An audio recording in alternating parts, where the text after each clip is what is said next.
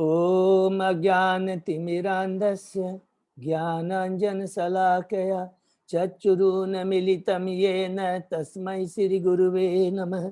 श्रीचैतन्यमनोभीष्टं स्थापितं येन भूतले स्वयं रूप कदा मह्यं ददाति स्वपदान्तिकं।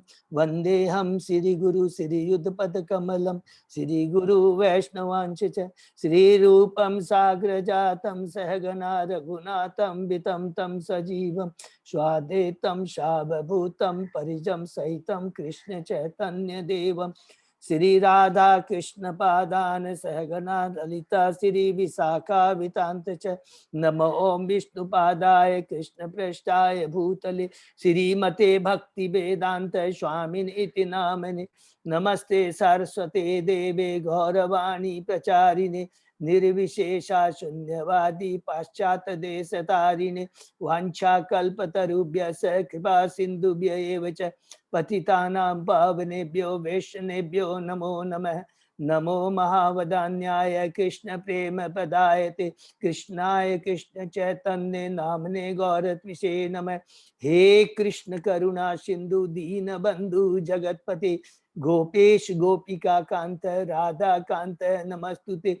तप्त कांचन गौरांगी राधे बिंदाबनेश्वरी वृषभानुसुते देवी प्रणमामि हरिप्रिये नीलांचल निवासाय नित्याय परमात्मने बलभद्र सुभद्रायां जगन्नाथाय ते नमः।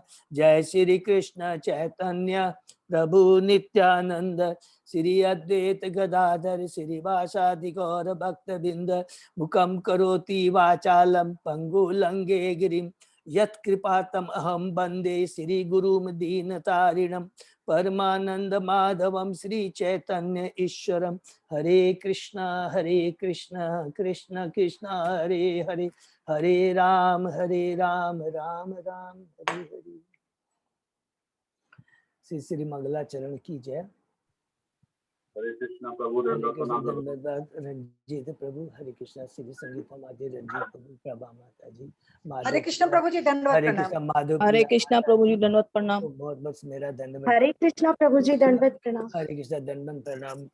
हरे कृष्ण प्रभु जी दंडवत प्रणाम। हरे कृष्णा सबको धन्यवाद। हरे कृष्णा प्रभु जी दंडवत प्रणाम। हरे कृष्णा दंडवत प्रणाम डिम्पल माता। हरे कृष्णा। तो पिछले कल हम लोगों ने यस्टरडे हम लोगों ने जो डिस्कस किया था उसको एक बार हम लोग रिवाइज कर लेते हैं। हमने कल 34वें श्लोक से शुरू किया था और लास्ट हमने फिनिश किया चैप्टर 3, जिसमें यहाँ पर सूत गोस्वामी जी बताते हैं कि आत्म साक्षात वास्तविक ज्ञान से ही आत्म साक्षात्कार होता है। पहला कि वास्तविक ज्ञान क्या है, वो ज्ञान जो स्थूल शरीर और सूक्ष्म शरीर से परे है, माने आत्मा का ज्ञान, भगवान का ज्ञान और भगवान से हमारा क्या संबंध है, वही वास्तविक ज्ञान है। और वही उसी को बोलते हैं आत्म साक्षात्कार। जब भी हम किसी को बोलेंगे ना साइंस ऑफ आत्म साक्षात्कार मीन्स हमें भगवान, हम कौन है, हमारा भगवान से क्या संबंध है और किस प्रकार हम लोग अपने भगवान से खोए संबंध को जोड़ सकते हैं, वो तभी होता है वो, और उसी को बोलते हैं वास्तविक ज्ञान। और बाकी ये जो भौतिक ज्ञान है, स्थूल शरीर के प्रति, सूक्ष्म शरीर के प्रति, ये सब जो ज्ञान है ये क्या है, ये हमारे भौतिक जगत के लिए है, हमारे आध्यात्मिक कल्याण के लिए नहीं है। दूसरा हमने डिस्कस किया भगवान अब की 3 शक्तियां हैं, बहिरंगा शक्ति, अंतरंगा शक्ति और तत्वता शक्ति। भगवान अपनी भी कोई भी शक्ति से कोई भी कार्य कर सकते हैं। भगवान अपने शरीर के कोई भी अंग से कोई भी कार्य कर सकते हैं। तीसरा हमने डिस्कस किया जो कि बहुत इंपॉर्टेंट, इसको याद रखेंगे, भगवान क्या है, निष्कलंक है। भगवान निष्कलंक है। भगवान 6 ऐश्वर्यों से युक्त है। सबको 6 ऐश्वर्य मालूम है, कई बार यहाँ रिपीट हुआ है। भगवान 6 इंद्रियों से युक्त है, 6 ऐश्वर्यों से युक्त है। भगवान ही इस ब्रह्मांड की सृष्टि करते हैं, रचना करते हैं, संहार करते हैं। भगवान सदैव स्वतंत्र रहते हैं और प्रत्येक जीव के हृदय में विद्यमान रहते हैं। लेकिन ये सब होते हुए भी भगवान हमेशा भौतिक जगत से क्या है, अलूफ रहते हैं और बहुत सुंदर एग्जाम्पल है। इस एग्जाम्पल को हमेशा जब भी हम लोग प्रीचिंग करेंगे तो कोट करेंगे कि जिस प्रकार कि कहीं से सुगंधी आ रही है तो उस सुगंधी को हम ग्रहण करें, लेकिन जहां से आ रही है उसको हम टच नहीं करते, तो भगवान एकदम अलग रहते हैं।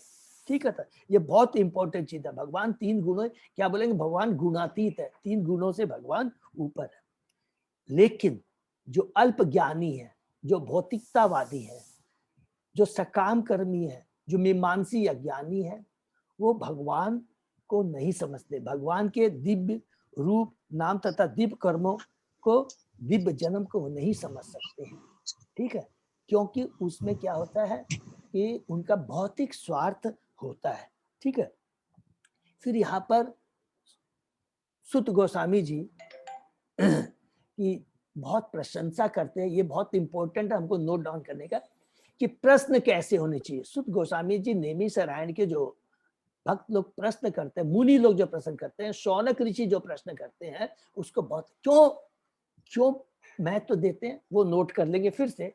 क्योंकि जो भी हम प्रश्न करें इस भौतिक जगत में, समय बहुत कम है, आयु का पता नहीं है, हमारा कब इस भौतिक जगत को छोड़ के जाना चाहे, तो एक एक क्षण, एक एक हमारी क्रियाएं, even we are in business, in profession में, हमारा क्या होना चाहिए कि जो भी प्रश्न हो, जो भी कार्य हो, वो कृष्ण से संबंधित होने चाहिए और कृष्ण के लोगों के कल्याण के लिए होना चाहिए। आचार एंड प्रचार दोनों इसके अंदर आ जाता है। माने क्या बोलते हैं ना, प्रजल्प नहीं होना चाहिए। जैसे हम लोग चेतन चरिता उपदेशामृत में रूप गोस्वामी, ये बहुत इंपॉर्टेंट है। और ये माया इतनी प्रबल है, जब हमको देखेंगे ना ये भौतिक चीजों के प्रश्न एक बार शुरू कर दीजिए तो बस सब कुछ भूल के जितना भी सीखा बराबर है उसी में लोग लग जाएंगे। चाहे पॉलिटिक्स की बातें हो जाए, कोई भी इधर उधर की बातें करे, पहले ऐसे, ये इससे बहुत दूर रहना चाहिए। समय बहुत कम है, इससे हमारी चेतना विकृत होती है और क्या है कि हमारी भक्ति में बहुत असर आता है। इसलिए वी शुड ट्राई कि जब भी हमारे जो प्रश्न, और ये चीज कब हो सकता है, जब हम लोग अभक्तों का संग नहीं करेंगे। बहुत सिंपल, एकदम प्रॉपर सीक्वेंस है, इससे हमको बच के रहना है। ठीक है, फिर उसके बाद में यहाँ पर बताते हैं कि भगवान को वही समझ सकता है, जो बहुत इंपॉर्टेंट श्लोक था जो हमने कहा था, श्लोक नंबर 38, ये हमेशा बहुत नोट कर लेंगे।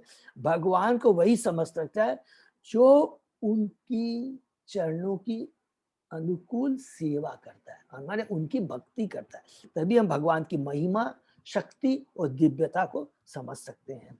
ठीक है, ये बहुत इंपॉर्टेंट है। उस यहाँ तक के अंदर में हम लोगों ने, हमको 5 प्रश्नों के उत्तर मिल गए थे। फिर मैं रिपीट कर दूंगा लास्ट में जो हमने जो कल पढ़ा, इसको समराइज करने का।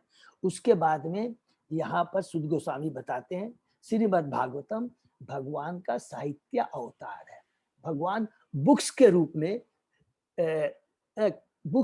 में अवतार लिए, अर्थात भागवतम और भगवान में कोई फर्क नहीं है। जिस प्रकार हमने एग्जाम्पल दिया था कि भगवान कभी मनुष्य रूप में भी, जैसे राम के रूप में अवतार लेते हैं, बोर माने बराह के रूप में भी अवतार लेते हैं, टॉर्टाइज जैसे मत्स्य के रूप में भी अवतार लेते हैं, तो अलग अलग रूप में अवतार लेते हैं। उसी तरह यहाँ भगवान यहाँ पर बुक्स के रूप में, साहित्य के रूप में अवतार लिए हैं। और इस भागवतम का क्या महत्व है, इसमें भगवान ने अपना सारे वेदों का सार, जो जीवन मनुष्य के लिए जो बहुत ही इंपॉर्टेंस है, वो सारा सार को भगवान ने व्यासदेव, जो कि भगवान के शक्तिवेश अवतार है, उनके माध्यम से उनको भर दिया। और फिर उन्होंने व्यासदेव जी, जो भगवान के शक्ति अवतार है, प्रथम अपना ये भागवतम का उपदेश अपने पुत्र शुकदेव गोस्वामी को दिया। और इस प्रकार जो भगवान जो साक्षात धर्म है, उसके बाद में हमने पढ़ा भगवान जो साक्षात धर्म है, भगवान इस धरा को जब छोड़ के चले जाते हैं तो जो धर्म है उसने कहाँ शरण ली, उसने इसी भागवतम में शरण ली है। और ये भागवतम जो है ये साधारण नहीं है, ये हम जीव के लिए टॉर्च लाइट, सूर्य का समान क्या है। इस प्रकार सूर्य की रोशनी तो क्या है, वो तो सब जगह बिखरती है। अगर हम अपना घर का गेट बंद कर लेंगे तो फिर सूर्य की रोशनी कहाँ से आएगी। सूर्य भगवान तो बेचारे सब जगह है, जैसे ही एक बार उगते हैं अपनी रोशनी सबको दे रहे हैं। हम सब बद्ध जीव पर भगवान कृपा कर रहे हैं, क्योंकि भागवतम से भगवान का रूप है, भगवान स्वयं भगवान है, सॉरी रूप नहीं, स्वयं भगवान है। तो सूर्य की जैसे रोशनी, हवा तो सब जगह जाती है, अब जिसके ऊपर अगर अपना घर का गेट बंद कर ले तो उसको सूर्य रोशनी कैसे मिलेगी? यही हमको खाली समझना है, ठीक है ना। और फिर यहाँ पर लास्ट में सुखदेव गोस्वामी जी को सनक ऋषि क्या बोलते हैं कि जो कथा या सुखदेव जितनी भी एग्जैक्ट सुखदेव गोस्वामी जी ने सुखदेव गोस्वामी से सुध गोस्वामी ने सुनी, वही एज इट इज कथा वो सुध गोस्वामी यहाँ पर कहते हैं। अर्थात सुध गोस्वामी यह संदेश यहाँ पर देते हैं कि हमें कथा केवल भगवान के प्रतिनिधि जो श्रृंखला से जुड़े हैं उन्हीं से सुनना चाहिए। ये बहुत इंपॉर्टेंट है। और लास्ट में यहाँ पर सुध गोस्वामी जी कहते हैं भगवान की ये जो भागवतम है उसको बड़े भक्ति भाव से, मनोभाव से सुनना चाहिए। और अगर हम बड़े भक्ति भाव से, मनोभाव से सुनेंगे तो क्या होगा, हमको भगवान, हर भागवतम के हर पन्ने में भगवान की अनुभूति होगी, भगवान के दर्शन होंगे।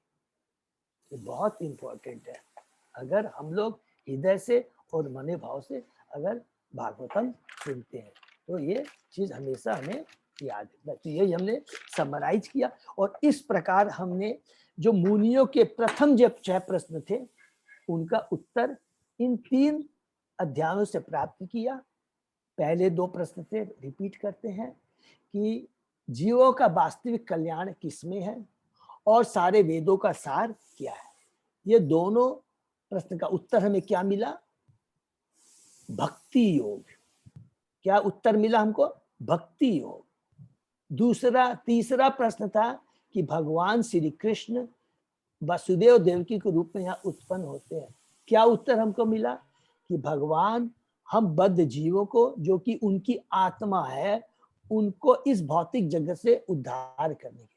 और स्पेशली हमने पढ़ा था कि इसमें एक लिखा था जो सतोगुणी लेवल पे है उसका तो भगवान बोलते तुरंत ही उद्धार, लेकिन उसके बाद में भगवान अपने नाम गुणों का प्रचार करके भक्तों के माध्यम से उनका भी कल्याण करते हैं, जो कि तमोगुणी और रजोगुणी लेवल पर, अर्थात तमोगुणी से रजोगुणी लेवल और रजोगुणी लेवल से सतोगुणी लेवल पे ला करके फिर उनको तीनों गुणों से वे ऊपर हो जाते हैं जब पूर्ण भक्ति में लग जाते हैं। ये तीसरा हमें क्वेश्चन। चौथा था कि पुरुषावतार का हमने डिटेल में दिखा कि पुरुषावतार का उद्देश्य क्या होता है, पुरुषावतार का भौतिक जगत का क्या होता है, भगवान क्या करते हैं, उत्पत्ति कैसे होती है, इसका पूरा डिटेल में वर्णन है पुरुषावतार के माध्यम से होता है। और फिर हमारा 5वां प्रश्न था कि भगवान के अवतारों के बारे में बताइए। तो हमने यहाँ पर 22, वैसे तो हमने पढ़ा कि भगवान के असंख्य अवतार हैं, लेकिन 22 अवतारों के बारे में यहाँ पर सुध गोस्वामी जी ने हमें बताया। और 6ठा प्रश्न था कि जब भगवान चले गए तो धर्म ने कहा शरण ली। तो हमने जवाब मिला हमें कि भागवतम के रूप में धर्म ने ये धर्म को ग्रहण किया, धर्म ने भागवतम की शरण ली। ये हमने 6 प्रश्नों का उत्तर पाया। और मुझे विश्वास है कि इसमें हम लोगों को कोई कंफ्यूजन नहीं है। और हम लोग को यदि कंफ्यूजन होगा तो हम लोग आपस में डिस्कस करके के आचार्यों से, हमारे सीनियर डिपोटी से मिलकर करेंगे, ठीक है ना। तो हम लोग आगे बढ़ सकते हैं, ठीक है ना। तो आगे हम लोग आज चैप्टर 4 शुरू करने जा रहे हैं, ठीक है ना। ओम नमो भगवते वासुदेवाय। ओम नमो भगवते वासुदेवाय। ओम नमो भगवते वासुदेवाय। नारायण नमस्कृत्य नरं चैव नरोत्तमं देवी सरस्वती व्यासं ततो जयम् उदीरये। नष्टप्रायेषु अभद्रेषु नित्यं भागवत सेवया भगवती उत्तम श्लोके भक्तिर्भवति नैष्ठकी। आराधयो भगवान् ब्रजेश तनय ततदाम वृंदावनम रमया काचित उपासना ब्रज बधु वर्गेणिया कल्पिता श्रीमद् भागवतम प्रमाणम अमलम प्रेमा पुमर्थो महान श्री चैतन्य महाप्रभो मतम इदम तत् आदरो न पर हरे कृष्णा कृष्ण कृष्ण हरे हरे हरे राम राम राम हरे हरे। श्रीमद् भागवतम चैप्टर 4 शीर्षक है श्री नारद का प्राकट्य। तो सब लोग ध्यान से सुनेंगे। इस चैप्टर में 4 चैप्टर से 4th चैप्टर से लेकर करके टोटल लास्ट चैप्टर तक, टोटल लास्ट चैप्टर 19 चैप्टर तक में जो ये क्या बताया गया सब ध्यान से सुनिए। प्रथम ऋषि मुनियों ने जो भी सुत गोस्वामी से प्रश्न किए उनका उन्होंने छावा। अब शौनक ऋषि ऑन बिहाफ ऑफ जो भी वहां मुनि थे सब मिलकर के सुत गोस्वामी से और आगे 3 प्रश्न करते हैं।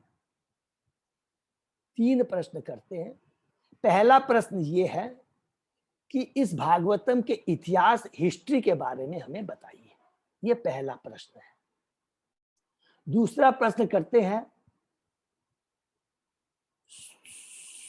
सुखदेव गोस्वामी जो श्री व्यास के जो भगवान के अवतार है श्री व्यास देव जी के बारे में, सुखदेव गोस्वामी जी के बारे में बताइए।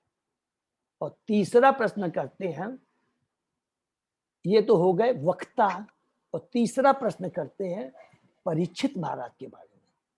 परीक्षित महाराज के बारे में प्रश्न करते हैं कि परीक्षित महाराज कौन है, उनके जन्म के बारे में, राजा बने कैसे, उन्होंने पूरा साम्राज्य को चलाया उन्होंने, उसके बाद में किस प्रकार उन्होंने सारे साम्राज्य को छोड़कर सब कुछ त्याग कर करके वो सुखदेव गोस्वामी से भागवतम कथा सुनते हैं। उसका हमको डिटेल में वर्णन कीजिए। ये 3 प्रश्न का पूरे बैलेंस जितने भी ये हमारे चैप्टर उसमें दिया है। आउट ऑफ दिस 16 चैप्टर माने 4 से लेकर करके 19 में जो है प्रथम जो 3 चैप्टर है 4, 5 और 6, इसके अंदर में श्रीमद् भागवतम के इतिहास के बारे में बताया गया है।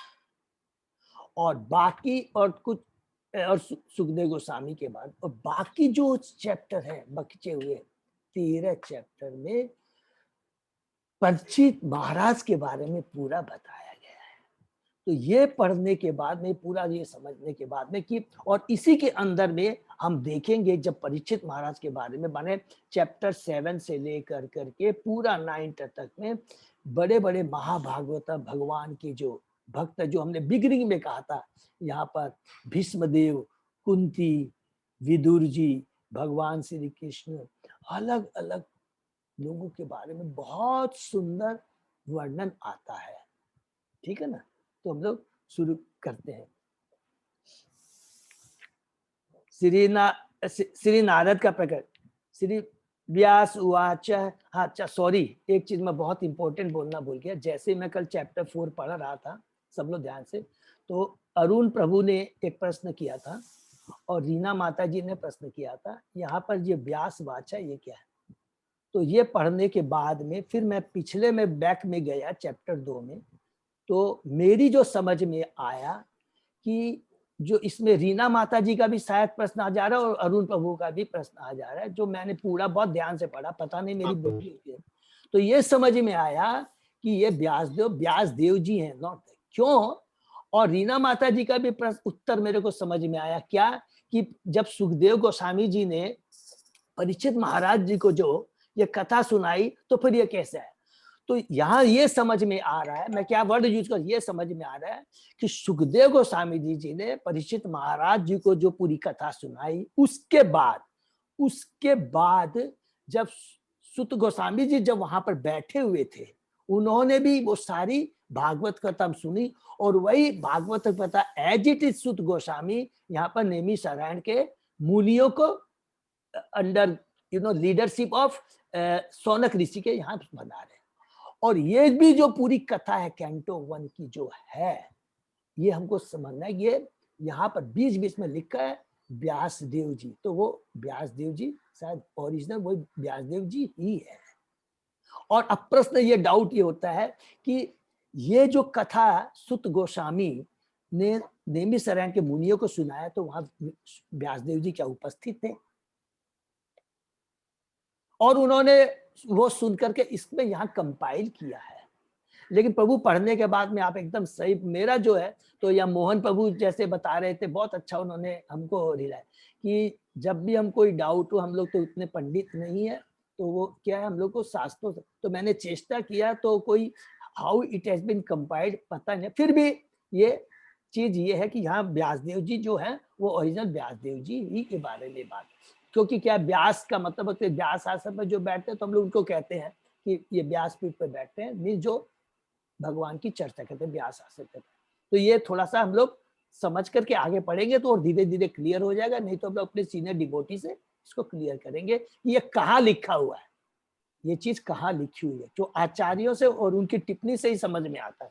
इस यहाँ पर कहीं समझ में नहीं आया, मैंने भूमिका भी देखा है, ठीक है ना। तो हम लोग आगे ये प्रभु जी यहाँ पे जो हरे कृष्ण प्रभु जी। हाँ बोलिए अरुण प्रभु। हरे कृष्ण दंडवत प्रभु जी। हाँ दंडवत प्रणाम। यहाँ पे जो ये श्लोक है ना व्यास उवाच, तो उसके बाद जो मीनिंग दिया हुआ है वहीं पे लिखा हुआ है व्यास उवाच, व्यास देव ने कहा, यहाँ लिखा हुआ है।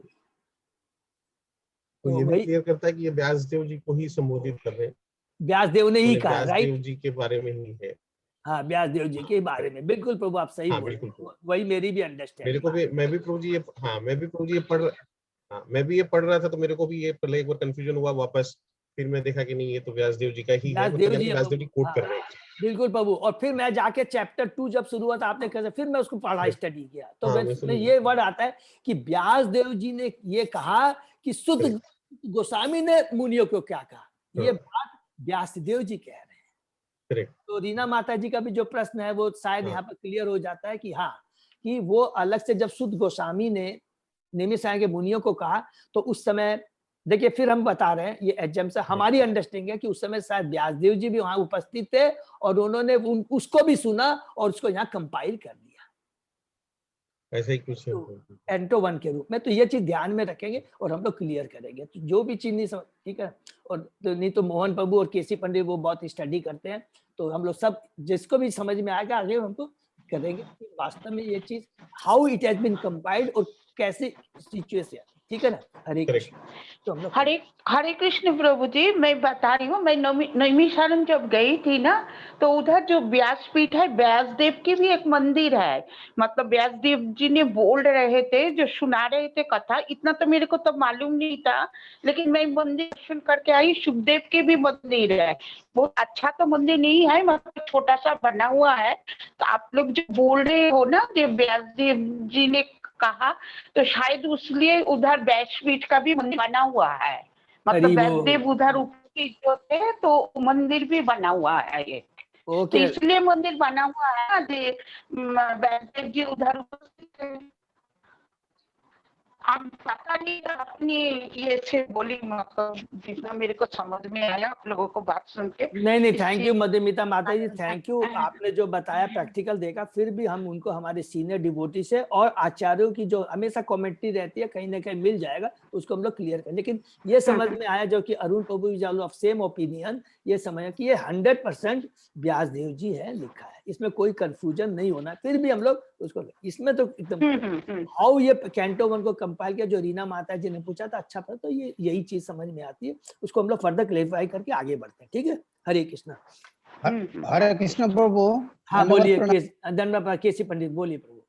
वो मतलब स्कंध में 19 अध्याय क्यों है वो हम थोड़ा बताता हूँ। ये एक्चुअली कृष्ण का चरण कमल में 19 चिन्ह था, इसीलिए 19 अध्याय है, मतलब उसका साइन था। हाँ प्रभु, ये मैंने भी पढ़ा, एकदम आप सही बोल रहे हैं कि अलग अलग चिन्ह का बहुत आज 2 नंबर क्या है, उसका 10 अंगुली है, इसीलिए 10 अध्याय है। ये हाँ, दोनों प्रभु। हमको मालूम है, बाकी मालूम नहीं है। वो हम लोग फिर पढ़ के समझ लेंगे। पर वो आपने जो कहा ना, ये सब लोग सुने, बहुत अच्छा कैसी पढ़ कि भगवान के जैसे आश्रम है, वर्ण आश्रम है, उनको भगवान से तुलना किया गया है। ब्राह्मण, क्षत्रिय, ये अलग अलग बहुत तरीके से, बहुत सुंदर अलग अलग पुराणों में अलग अलग भगवान को, जैसे ये 4 वर्ण है, ब्राह्मण, क्षत्रिय, वैश्य, ठीक है ना प्रभु। तो ब्राह्मण क्या, भगवान का मुख है, भुजाएं क्या, भगवान, क्षत्रिय भगवान की भुजाएं, नाभि भगवान का क्या है, वैश्य है, और पांव क्या, शूद्र। ऐसे अलग अलग बहुत सुंदर वर्णन किया, विराट रूप का वर्णन किया, जितने भी भगवान का। ब्राह्मण मस्तक है प्रभु। हाँ, मस्तक, सॉरी, मस्तक, यस, ब्रेन, मस्तक है। तो अपर, ये फिर नाभि, और ये, तो ये अलग अलग बहुत वर्णन किया। आप एकदम सही कह रहे हैं। तो उसको हम लोग अलग से डिस्कस करेंगे। और उसी तरह जब हम लोग ये 12 जो अंग, जो ये तिलक लगाते हैं ना, बहुत पावरफुल है। ये जो तिलक लगाते हैं, चैतन्य चरितामृत में जो भगवान चैतन्य महाप्रभु सनातन गोस्वामी को जब शिक्षा देते हैं, उसमें बहुत एक एक चीज का डिटेल में वर्णन है। तो उसको हम लोग, ठीक है ना प्रभु। Thank you so much. किसी को हरे कृष्णा प्रभु। हाँ, दंडवत प्रणाम प्रभु। मुझे जो लगता है ना कि जैसे हम लोग ने पढ़ा था ना कि पहले सब कुछ वर्बल था, रिटन में नहीं था। हमने पढ़ा है ना कि पहले वर्बल था, रिटन नहीं था। तो मुझे लगता है कि जब व्यास देव ने परीक्षित महाराज को जब कथा सुनाई, सुखदेव गोस्वामी ने जब परीक्षित महाराज को कथा सुनाई, उस टाइम शायद वो इतना रिटन में नहीं था।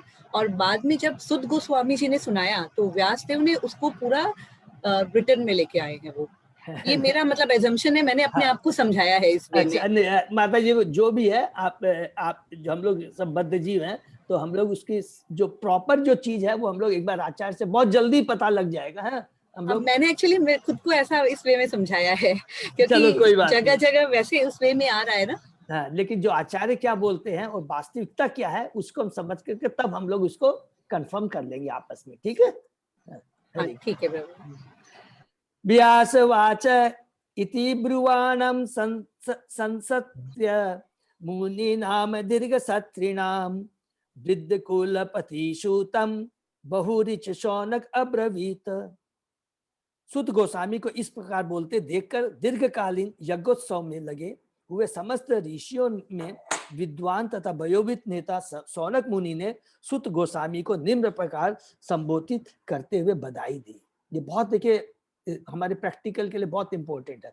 विद्वानों की सभा में जब भी वक्ता को बधाइयां दी जाती है या उसकी प्रशस्ति की जाती है, तो बधाई देने वाले में निम्नलिखित योग्यताएं होनी चाहिए। उसे सभा का नेता, सभापति तथा वयोवृद्ध व्यक्ति होना चाहिए। उसे परम विद्वान भी होना चाहिए। शौनक ऋषि में ये सारी योग्यताएं थी। अतः जब सुत गोस्वामी ने श्रीमद् भागवत को इसी रूप में सुनाने, देखिए, श्रीमद् भागवत को उसी रूप में एज इट इज सुनाने की इच्छा व्यक्त की जिस रूप में उन्होंने सुखदेव गोस्वामी ने सुना था, तो स्वयं भी उसका अनुभव किया था। तो श्री शौनक जी उन्हें बधाई देने के लिए खड़े हुए। तो ये बहुत इंपॉर्टेंट है, तो ग्लोरीफाई करता है, ये करता है, तो उसमें भी अपनी कुछ योग्यता होनी चाहिए, ठीक है। फिर यहाँ पर एक बहुत इंपॉर्टेंट बात लिखा हुआ है, आत्म अनुभूति का यह अर्थ नहीं होता कि गर्व के कारण पूर्ववर्ती आचार्य का उल्लंघन करके कोई अपनी विद्वता का प्रदर्शन करे। उसे पूर्ववर्ती आचार्य पर पूरा विश्वास होना चाहिए, आचार्य पर पूरा विश्वास होना चाहिए।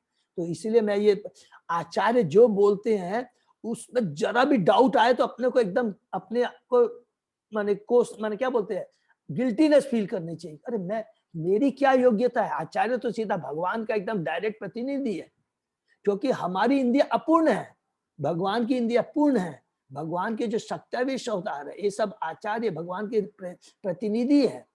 वो एकदम डायरेक्ट भगवान से उनका लिंक रहता है। तो वो जो लिख दिया है, जो कह दिया है, उसमें 0.0 पर मैंने सोच ही नहीं सकते कोई त्रुटि की, ठीक है ना। तो पूरा विश्वास होना चाहिए। साथ ही उसे विषय का ऐसा उत्तम ज्ञान होना चाहिए कि वह किसी विशिष्ट अवसर पर उस विषय को उपयुक्त ढंग से प्रस्तुत कर सके। मूल पाठ के मूल उद्देश्य का पालन होना चाहिए।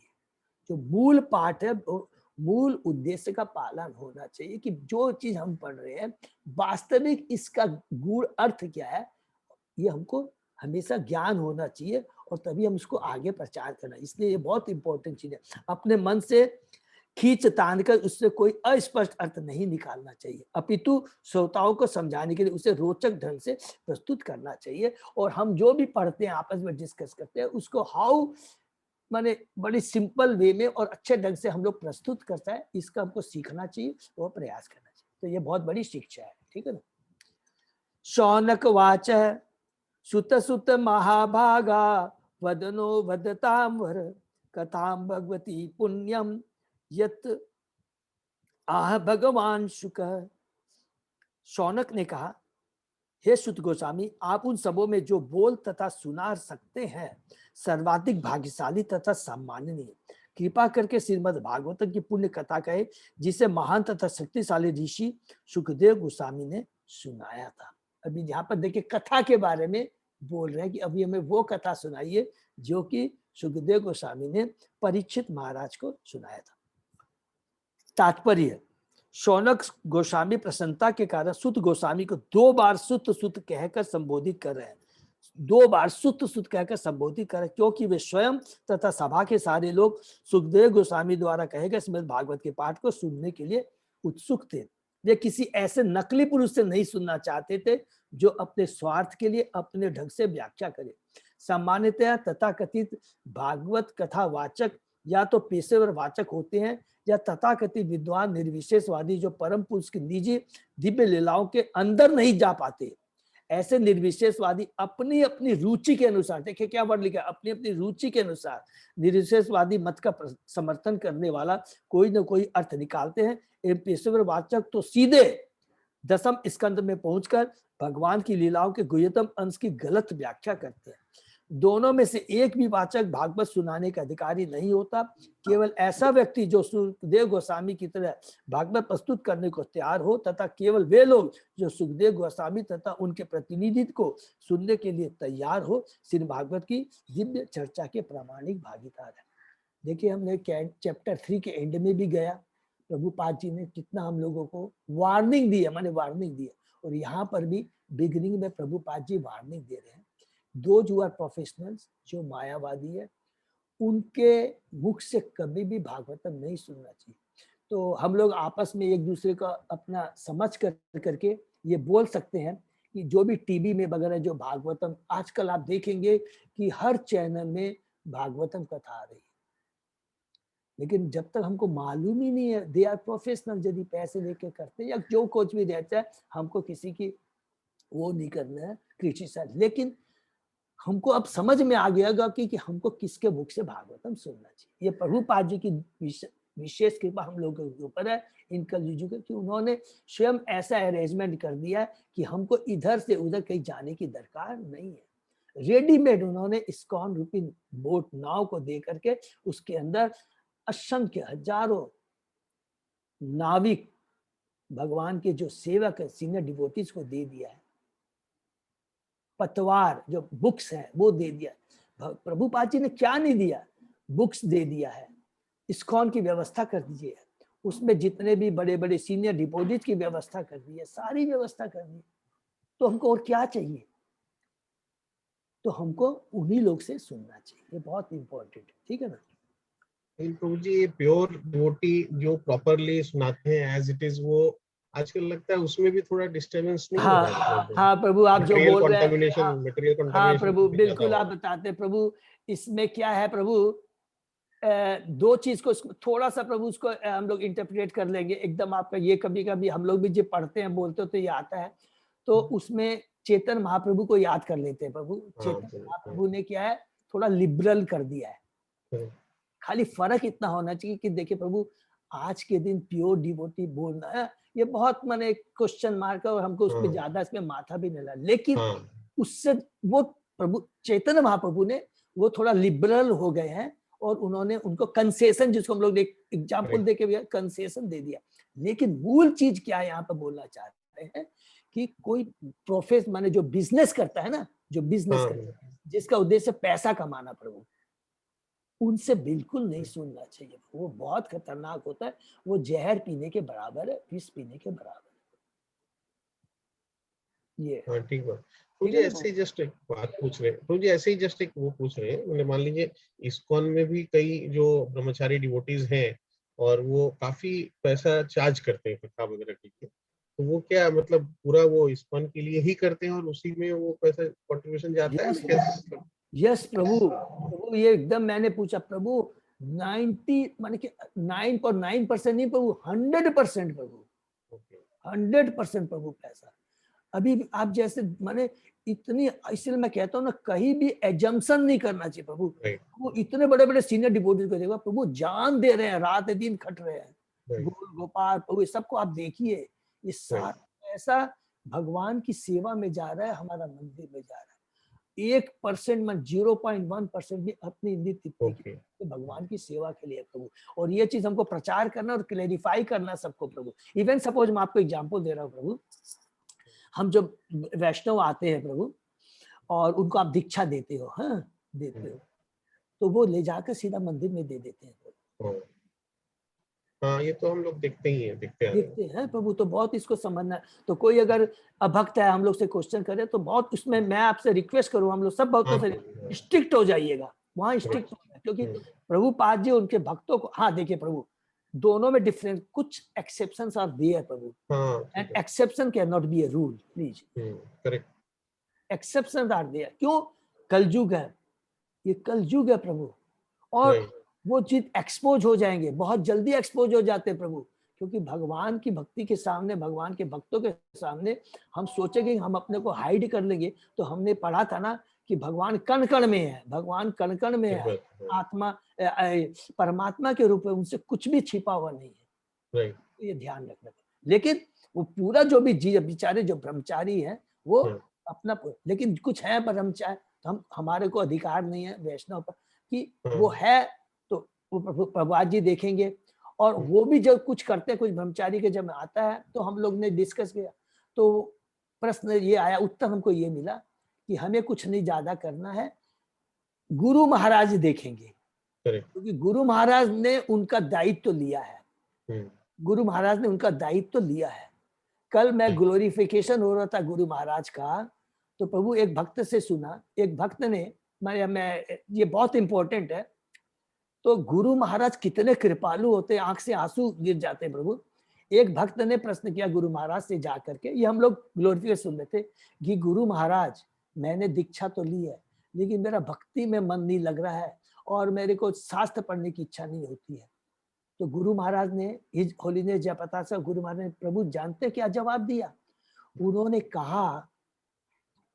कहा कि शायद मेरी भक्ति में कोई कमी है, शायद मेरी भक्ति में कोई गलती है, कमी है, जो मैंने गलती की है कि तुम्हारे में भगवान की भक्ति के प्रति श्रद्धा उत्पन्न हो। वो रो दिया, भक्त में रो दिया। फिर एक भक्त ने प्रश्न किया, गुरु महाराज जब दीक्षा देते हैं प्रभु, तो जब नाम देने के पहले बहुत बार सोचते हैं।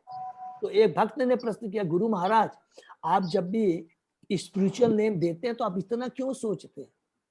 तो गुरु महाराज कहते हैं कि ये जो स्पिरिचुअल नाम दे रहा हूं, जब तुम गोलोक धाम वृंदावन में जाओगे तो इसी नाम से तुमको आइडेंटिफाई किया जाएगा। माने उतनी बढ़िया बात की कि जब मैं तुमको दीक्षा देता हूं तो तेरे को गोलोक धाम तक ले जाने का मेरा दायित्व तो बन जाता है। अगर इस जन्म में नहीं हुआ तो इसका मतलब ये हुआ कि जब हम लोग दीक्षा लेते हैं तो हमारा गुरु से, दीक्षा गुरु से जन्म जन्मांतर तक का संबंध रहता है, जब तक कि वो हमको गोलोक धाम तक नहीं ले जाते। तो ये प्रभु बहुत डीपली उनसे सुना, तो ये चीज रियलाइज होता है, तो हमको पालन करना, तो हमसे जितना भी हो जाए। और इसीलिए इसी बात पे याद आ गया, मे बी आउट ऑफ ये, तो मेरी कल मैं जब कर रहा था तो मैं सब अपने भक्तों के बारे में सोच रहा था, याद कर रहा था, ये इच्छा है कि मैं अपने भक्तों को क्लास में बोलूंगा कि कलयुग है, समय बहुत कम है, सारे शास्त्र बोल रहे हैं, हमें अपने को तैयार करना चाहिए, क्योंकि दीक्षा के लिए हमें जरूर तैयार करना चाहिए अपने को, क्योंकि इस मनुष्य योनि में ही ये पॉसिबल है। गुरु की क्यों बोला मैंने, क्यों ये मैं अपना गया, प्रभुपाद जी के डायरेक्ट शिष्य आज भी उपस्थित हैं प्रभु, Correct. and they are aging, they are all are between 70, 75, 76. So we should not miss this opportunity, we should prepare ourselves for this. Right. Realization, और ये चीज हमने सीनियर डिपोटी के भी मुख से सुना, तो ये कल बहुत इंपॉर्टेंट था, तो प्लीज हरे कृष्ण। तो ये हम लोग और बहुत प्रभु जी कोई जैसे अपने लोगों में मान लीजिए क्लास करके और करके 5 साल 7 साल 10 साल और थोड़े माने परिपक्व हो गए और वो फिर इंडिपेंडेंटली कथा वाचन करने लग गए अपना प्रोफेशनली, मैंने पता नहीं वो प्रोफेशनली है कि वो कितना प्रभु बोलना नहीं चाहिए, जो शास्त्र बोलते हैं उनकी क्या गति होगी आप तो समझ गए हैं, लेकिन जो सुनता है उसका भी क्या है, पतन हो जाएगा, पतन हो जाएगा एकदम। प्रभु ये तय कहते हैं ना, प्रोफेशनल जो कथा वाचक है उनसे दूर। इसीलिए कई बार मैं देखता हूँ, मैं टीवी में कई बार को बोलते हैं कुछ माता जी प्रभु, तभी तो बीच में बोल देता हूँ, कुछ मेरे को बोलते हैं प्रभु इनकी भागवतम सुनिए बहुत सुंदर है, क्या मिठास है, आंख में पानी आ जाते हैं। तो फिर मेरे को एक जन ने कहा था, नाम अभी कोट करना ठीक नहीं, हम लोग भागवत कर रहे हैं, बोले प्रभु ये कृष्ण के भजन गा रहे हैं और भजन खत्म होने के बाद में पीछे में जाके ड्रिंक्स करते हैं और स्मोकिंग करते हैं। तो प्लीज हम क्यों पढ़े सब चक्कर में, जब प्रभुपाद जी ने सारी व्यवस्था में कर दी है, हम क्यों किसी को क्रिटिसाइज कर क्यों करें, मनुष्य होनी दी है, तो इतना ही काफी है, ठीक है ना प्रभु। हरे कृष्ण। कस्मिन् युगे प्रवृत्तायं स्थाने वाकेन हेतुना कुतः संचोदित कृष्ण कृतवान संहिता मुनि। यह कथा सर्वप्रथम किस युग में तथा किस स्थान में प्रारंभ हुई और किस कारण इसे प्रारंभ किया गया, महामुनि कृष्ण देवयान व्यास ने इस साहित्य ग्रंथ को संकलित करने की कहां से प्रेरणा प्राप्त की, यह पहला प्रश्न है। यहाँ पर नोट कर लेंगे, जो 3 प्रश्न है कि ये भागवतम का इतिहास क्या है, ये यहाँ पर ये पहला प्रश्न है, और बाकी जो 2 प्रश्न आगे हम लोग देखेंगे, ठीक है ना। तो तात्पर्य में थोड़ा पढ़ लेते हैं। चूंकि समय भागवत श्री व्यासदेव की विशिष्ट कृति है, अतः विद्वान शौनक मुनि अनेक प्रकार से प्रश्न कर रहे हैं। उन्हें ज्ञात था कि श्री व्यासदेव अल्पज्ञ स्त्रियों, शुद्धों तथा द्विज परिवारों के पतित जनों को समझाने के लिए वेदों से लेकर महाभारत तक की पहले ही व्याख्या कर चुके हैं। श्रीमद् भागवत उन सबों से दिव्य है क्योंकि इसमें कुछ भी संसारी नहीं है, अतः पूछे गए प्रश्न अत्यंत बुद्धिमत्ता पूर्वक एवं प्रासंगिक है। तो यहाँ पर देखिए, प्लीज अंडरलाइन देंगे कि मुनियों ने शौनक ऋषियों ने व्यासदेव जी से और सुखदेव गोस्वामी से या सुत गोस्वामी से वो जो प्रश्न नहीं की, अरे व्यासदेव जी ने तो और भी तो ग्रंथ लिखे थे, उन्होंने भी तो ये लिखा, उन्होंने केवल उस ग्रंथ के बारे में पूछा जिसमें धर्म अर्थ काम मोक्ष का जरा भी स्थान नहीं है। व्यासदेव जी ने और जो भी ग्रंथ लिखे हैं, चाहे वो महाभारत हो, पुराण हो, वेद हो, उपनिषद हो, उसमें हम लोग आगे पढ़ेंगे इसमें और उसमें क्या फर्क है। लेकिन ये भागवतम है जिसमें क्या लिखा है, इसमें कुछ भी संसारी नहीं है, इसको अंडरलाइन कर ले। अतः पूछे गए प्रश्न अत्यंत बुद्धिमत्ता पूर्वक एवं प्रासंगिक है। तो वही प्रश्न होने चाहिए जो हम लोग बार हम लोग डिस्कस करें, जो कि भगवान से संबंधित हो, हमारे आध्यात्मिक कल्याण के लिए हो, न कि भौतिक कल्याण के लिए। नेक्स्ट, तस्य पुत्र महायोगी समधिक निर्विकल्पक एकांतमति उनिद्र गूढ़ मूढ़ इव इयते। उनका व्यासदेव का पुत्र परे ब्रह्मवाद में केंद्रित रहता था, वह सांसारिक कर्मों से परे था, लेकिन प्रकट न होने के कारण अज्ञानी जैसा लगता था। देखिए, अब यहाँ पर सुखदेव गोस्वामी के बारे में हम थोड़ा सुनेंगे।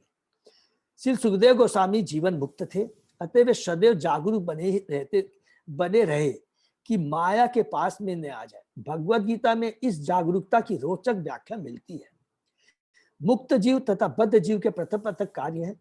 मुक्त जीव निरंतर आध्यात्मिक उपलब्धि के पथ पर अग्रसर होता रहता है, जो बद्ध जीव के लिए स्वप्न जैसा है।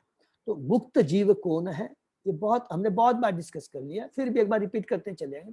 मुक्त जीव वो है जो कि भौतिक वातावरण, भौतिक चीजों और भौतिक संबंधों से टोटली डिटैच्ड रहता है। यहाँ ये नहीं क्या यूज, नॉट यूज नहीं, डिटैच्ड रहता है। He is using but he is totally detached. और यूज करता है किसने, भगवान की सेवा में लगाने के लिए, ठीक है ना। मुक्त, वही मुक्त जीव है। तथा बद्ध जीव में पृथक पृथक कार्य। मुक्त जीव निरंतर आध्यात्मिक उपलब्धि के पथ पर अक्सर होता रहता है, जो बद्ध जीव के लिए स्वप्न जय। बद्ध जीव मुक्त जीव के वास्तविक कार्यों की कल्पना तक नहीं कर सकता, इसको अंडरलाइन कर लीजिए। बद्ध जीव मुक्त जीव के वास्तविक कार्यों की कल्पना तक नहीं कर सकता। यहाँ पर क्यों मैं अपना कि जो बद्ध जीव होते हैं, जो गुरु महाराज होते हैं, बड़े आचार्य होते हैं, तो कई बार हम लोग देखेंगे जो बद्ध जीव होते हैं कि गुरु महाराज हैं, बड़े बड़े सीनियर डिवोटीज हैं, सदैव वो भगवान का चिंतन करते रहते हैं। भगवान के अलावा, भगवान के इन बद्ध जीवों को कैसे कल्याण करें, उनका ही चिंतन करते हैं, उसके अलावा कोई उनके दिमाग में नहीं आता। तो कई बार बड़े सीनियर डिवोटीज हैं, मंगल आरती में नहीं आए, 7 बजे उठे हैं, तो हम जैसे मूर्ख लोग क्या बोलते हैं, अरे इतना सीनियर डिवोटी जी, अरे आज तो गुरु महाराज आज कलकत्ता में आए हुए हैं लेकिन मंगला आरती अटेंड नहीं किए। अरे उनके कार्यों के बारे में सोचना, कमेंट्री करना बहुत बड़ा अपराध हो जाता है। इसलिए बद्ध जीव मुक्त जीव के वास्तविक कार्यों की कल्पना तक नहीं कर सकते। उनका हर क्षण, हर सांस हम बद्ध जीव के कल्याण के लिए। हमको क्या मालूम कि एक एक जी सोच भी रहे हैं, रात में 12 बजे तक ये जगे हैं, क्या उन्होंने सेवा किया है, क्या वो सोच रहे थे, किसके बारे में सोच रहे थे, क्या जीव के बारे में सोच रहे थे, भगवान की सेवा के बारे में, वो सदैव उनका चलता रहता है।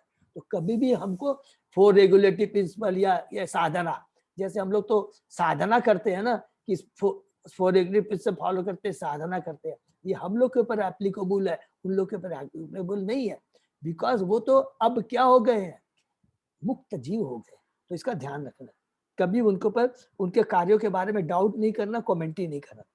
जिस समय बद्ध जीव इन आध्यात्मिक कार्यों का स्वप्न देखता है, उस समय मुक्त जीव जागता रहता है। उसी प्रकार बद्ध जीव के कार्य मुक्त जीव को स्वप्न प्रतीत होते हैं। गीता में भी ये श्लोक लिखा है ना, किसी को याद है? मेरे को श्लोक ध्यान है कि जो सकाम कर्मी होते हैं, रात्रि उनके लिए दिन होता है, दिन उनके लिए रात्रि होती है। तो ये हमारे केसी पंडित प्रभु को ध्यान में होगा। तो निशा जो भी है, उसमें भी यही चीज लिखा है कि जब भगवान के भक्त होते हैं, जब वो भक्ति करते हैं या जब जगते हैं, उस समय वो भक्ति करते हैं, उस समय जो क्या होते हैं, निशाचर होते हैं और जो सकाम कर्मी होते हैं, और काम कर्मी रजोगुणी होते हैं, उस समय क्या है, उनका सोने का समय रहता है, अर्थात उनकी चेतना सोई रहती है, लेकिन भक्तों की चेतना जागृत रहती है। ठीक है ना। तो निष्ठा सर्वभूतानां तस्यां जागृति हरि बोल, यस्यां जगति भूता निष्ठा निष्ठां तच्चतो। हरि बोल, यस, ये बहुत इम्पोर्टेंट है। 69 श्लोक, यस प्रभु, ये बहुत इम्पोर्टेंट है श्लोक। ठीक है ना। नेक्स्ट, तो यहाँ पर हम लोग सुखदेव गोस्वामी जी के बारे में अब सुन रहे हैं। नेक्स्ट श्लोक, दृष्ट्वा अनुयान्तं ऋषि आत्मजम् अपि अनग्नम् देव्यहि या परिददु न सुतस्य चित्रम् वीक्षति मुनो जगत तव अस्ति स्त्री पुम विदान तु सुतस्य विवेक दृष्टि। बहुत इंपॉर्टेंट। जब श्री व्यासदेव अपने पुत्र का पीछा कर रहे थे, तो नग्न स्नान करती सुंदर तरियों ने वस्त्रों से अपने शरीर ढक लिए। यद्यपि व्यासदेव स्वयं नग्न न थे, लेकिन जब उनका पुत्र उधर से गया तो उन्होंने वैसा नहीं किया। मुनि ने इसके बारे में पूछा तो तरुणों ने उत्तर दिया। मुनियों ने माने व्यासदेव मुनि ने इसके बारे में पूछा तो तरुणों ने उत्तर दिया। क्या उत्तर दिया? कि उनका पुत्र पवित्र है, और जब वह उन सबकी ओर देख रहा था तो उसने स्त्री तथा पुरुष में कोई भेद नहीं माना, लेकिन मुनि तो भेद मान रहे थे। कि सुखदेव गोस्वामी कितने शुद्ध महान शुद्ध भक्त थे, माने जिसका हम शब्दों में हम जैसे लोग व्यक्त नहीं कर सकते, उनकी चेतना के बारे में बताया गया। तात्पर्य में हम पढ़ते हैं, भगवत गीता में 5:18 में कहा गया कि विद्वान साधु अपनी दिव्य दृष्टि के कारण एक विद्वान भद्र ब्राह्मण चंडाल कुत्ता या गाय पर समान दृष्टि रखने वाला होता है। श्री सुखदेव गोस्वामी ने वह अवस्था प्राप्त कर ली थी, अतः उन्होंने स्त्री या पुरुष में भेद नहीं देखा। उन्हें तो समस्त जीवों को भिन्न वस्त्रों में देखा। स्नान करती स्त्रियां पुरुष के मन को उनकी चेष्टाओं से जान गई। जिस प्रकार शिशु को देखकर कोई भी यह जान लेता है कि वह कितना अबोध है। तो कितना बढ़िया यह बात लिखा है कि वो जो सुखदेव गोस्वामी थे, उनकी चेतना इस लेवल तक थी कि वो इस भौतिक जगत में तो थे, लेकिन वो इस भौतिक जगत में जितने भी जीव हैं, चींटी से लेकर के ब्रह्मा जी तक का शरीर को नहीं देखते थे। शरीर के भीतर जो आत्मा है केवल उसी को देखते थे। मतलब इतनी बड़ी चेतना, क्योंकि उनको मालूम है कि ये भौतिक जगत में जो भी भौतिक शरीर है ये नश्वर है, इससे कुछ लेना देना नहीं है। वास्तविक जो चीज है वो आत्मा है जो इस शरीर के भीतर में बैठी हुई है। शरीर किसी तरह मनुष्य योनि को इसलिए बार बार दुर्लभ बोला गया है कि केवल इस मनुष्य योनि का ये जो चोला मिला है, आत्मा को ये जो मनुष्य योनि का चोला मिला है, ये बहुत दुर्लभ है, क्योंकि इस चोले के माध्यम से ही हम भक्ति करके भगवान के धाम जा सकते हैं। पशु योनि में नहीं कर सकते हैं, पक्षी योनि में नहीं कर सकते हैं। उसमें जितना भी हमारा प्रारब्ध, जितना समय लिखा है कि एक हाथी को 25 साल जीना, तो 25 साल ही जिएगा, वो भक्ति नहीं कर सकता है। वो सोचेगा कि मैं अपनी जिज्ञासा के माध्यम से मैं भक्ति कर करके जल्दी ही भगवान के धाम, नहीं, उसको 25 साल की योनि हाथी की निभाने के बाद उसको अगला हायर जो भी है उसको मिलेगा। लेकिन मनुष्य दुर्लभ। लेकिन जो महान जो भक्त होता है वो शरीर को देखता ही नहीं। विद्या विनय संपन्ने ब्राह्मणे गवि हस्तिनी सूनी चव सहपाके पंडिता सम दर्शन। ये 5वें अध्याय का 18वें श्लोक बहुत इंपॉर्टेंट श्लोक है, इसको भी एकदम याद रखिएगा।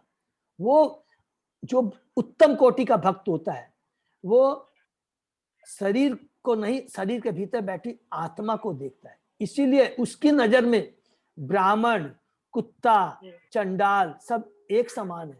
एक समान इसलिए क्योंकि सबके अंदर में आत्मा एक ही है, एक।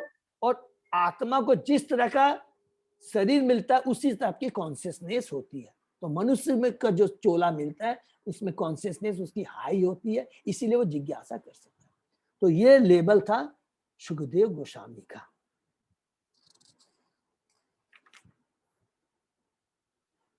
ठीक है ना, बहुत इंपॉर्टेंट। नेक्स्ट, सॉरी, अरे यहीं पर हम लोग विराम देते हैं, तो ये बहुत इंपॉर्टेंट है। अभी हम लोग यहीं पर विराम देते हैं। किसी का कोई प्रश्न है तो पूछ सकते हैं। आज हम लोग जो सुत गोस्वामी से नेमिषारण्य के मुनियों ने जो 3 नए प्रश्न किए कि पहला श्रीमद् भागवतम का इतिहास क्या है, सुखदेव गोस्वामी जो व्यासदेव के पुत्र उनके बारे में बताइए, और तीसरा परीक्षित महाराज के बारे में बताइए। ये तीनों प्रश्नों का जवाब, अब उसका उत्तर हम लोग पढ़ने जा रहे हैं। सुत गोस्वामी जी नेमिषारण्य के मुनि को देते हैं।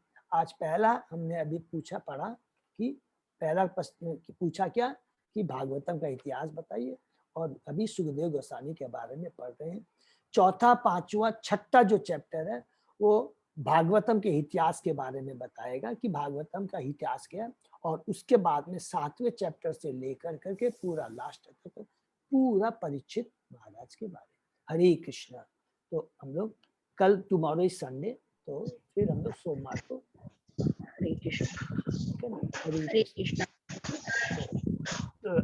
तो यहीं पर हम लोग विराम देते हैं। अगर किसी का भी कोई भी प्रश्न हो, कुछ भी कंफ्यूजन हो, प्लीज हम लोग बैठ करके we shall discuss among ourselves. If we can not get answer then हम लोग अपने सीनियर डिवोटी आचार्यों से पूछेंगे, है? लेकिन हम लोग का प्रयत्न यही हो रहा है कि जो पूरा चीज अच्छे से सीक्वेंस में हम जाएं, जिससे कि लास्ट तक जब हम लोग पहुंचे तो हमको ये फील हो कि हमने कहाँ से स्टार्ट किया था वो कहाँ तक पहुंच गए, तो उसमें कोई ब्रेक ना हो। ये अपना प्रयत्न रहेगा हम लोगों का। ठीक है, हरे कृष्ण। हरे कृष्णा प्रभु जी, हरे कृष्णा प्रभु जी, दंडवत प्रणाम। हरे कृष्णा प्रभु जी, दंडवत प्रणाम। सभी भक्तों का मेरा दंडवत प्रणाम। हरे कृष्णा प्रभु जी, दंडवत प्रणाम। हरे कृष्णा प्रभु जी, हरे कृष्णा दंडवत प्रणाम माता जी, शशि माता जी। हरे कृष्णा प्रभु जी, दंडवत प्रणाम। दंडवत प्रणाम प्रभु। दंडवत प्रणाम। हरे कृष्णा प्रभु जी, दंडवत। हरे कृष्ण। हम लोग पे प्रोग्राम के लिए विराम देते हैं। हरि बोल।